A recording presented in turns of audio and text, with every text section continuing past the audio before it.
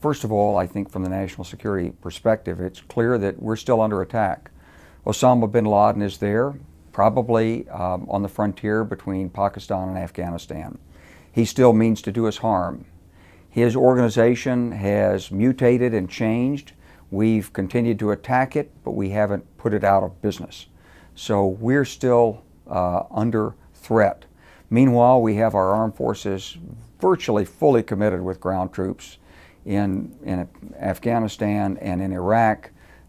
We're spending on the order of $150 to $200 billion a year, counting all the different pieces of this, trying to get our arms around these national security problems that honestly, Democrats inherited this from the previous administration.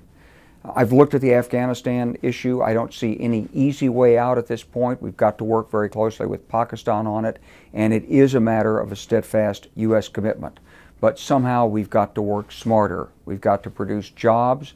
We've got to produce economic security in order to persuade people that they'd much rather work than simply lug an AK-47 up and down mountains and shoot at people. And that's going to take some clever and resourced doings by the United States government. A lot of work's underway. Not much of it's come to fruition, but I hope that it will. And I hope we'll see the President address it tonight. But security is broader than simply keeping a band of thugs and assassins from coming after American citizens. It's really about jobs and prosperity and a way of life here at home. So how do we go about creating those jobs? I'm still a believer in the green economy. I hope we'll extend that stimulus program. I hope we'll get serious about wind and solar because they could create hundreds of thousands of jobs. And by the way, the lowest hanging fruit is biofuels. If you think about where we are on energy independence, it's symptomatic of where we are across the board in America today. Over the years, America went from being an oil exporting nation to an oil importing nation.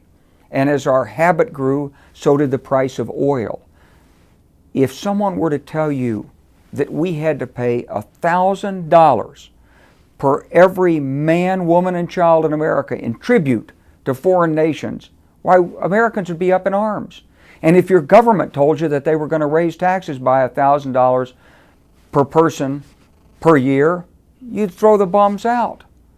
$300 billion is what we're paying right now to overseas oil producers so we can drive our automobiles in the United States of America. And if we make the right moves in biofuels, we can reduce that from 12 million barrels a day to 11 to 10 to 9. We can raise CAFE standards. We can cut down our consumption. We can eventually move to plug-in hybrids, maybe even to all electric. But the nearest term fix is biofuels.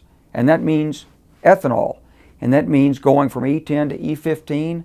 If it happens this year through regulatory announcement, it'll create 130,000 new jobs, 250,000 construction jobs, bring billions of dollars of new investment across America, and save billions of dollars from leaking out of this economy to create jobs in other countries rather than here at home.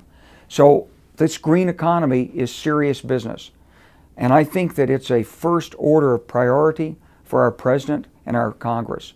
There are a lot of different ways to get there. I don't know what they might be, but I do know this, that in the American economy, manufacturing, job creation, prosperity, that's our greatest effort, and it's the most important element of national security. Because a strong and prosperous nation with a strong and healthy economy can do what it needs to take care of itself. It's more important than the armed forces. It's more important than something like the financial industry.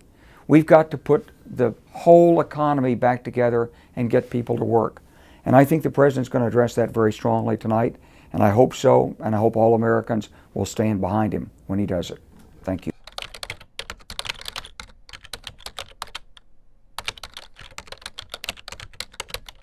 Well, you're not going to have, with the war on terror, a surrender ceremony like Douglas MacArthur had on the battleship Missouri in Tokyo Bay at the end of World War II. That's not going to happen. But I think what will happen is that as we create jobs and prosperity, and I happen to be working with people in Pakistan right now to try to create renewable energy there, as we create those jobs and people have hope and something to do with their lives that's meaningful and that has a future to it, rather than fighting, they'll do something else.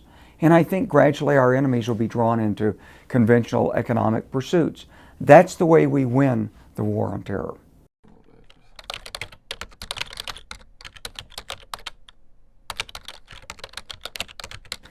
Well, I'm all in favor of a congressional declaration of war if that's makes people feel better. But the truth is that Congress is appropriating the resources and working. I would have liked to have seen in the beginning some greater spirit of national sacrifice. I personally am. I think it's deeply wrong that the men and women of the armed forces and their families are going repetitively to tours overseas while the rest of the country goes about its day-to-day business. I believe we've got to have the courage to take these fights to the finish.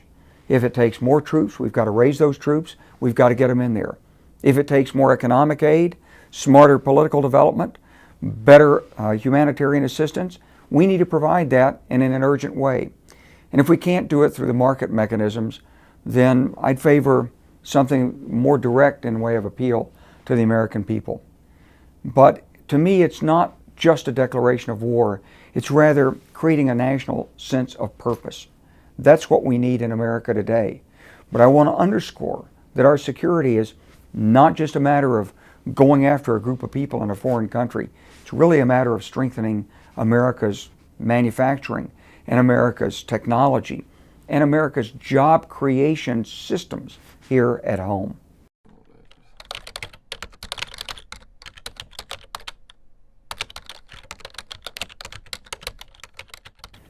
In the years since President Obama's been in office, I think he's moved quickly to establish himself as an effective commander-in-chief. He did fly out to Dover, and I give him a lot of credit to that. He's talked directly to the grieving families of soldiers who've come home. He's been abroad.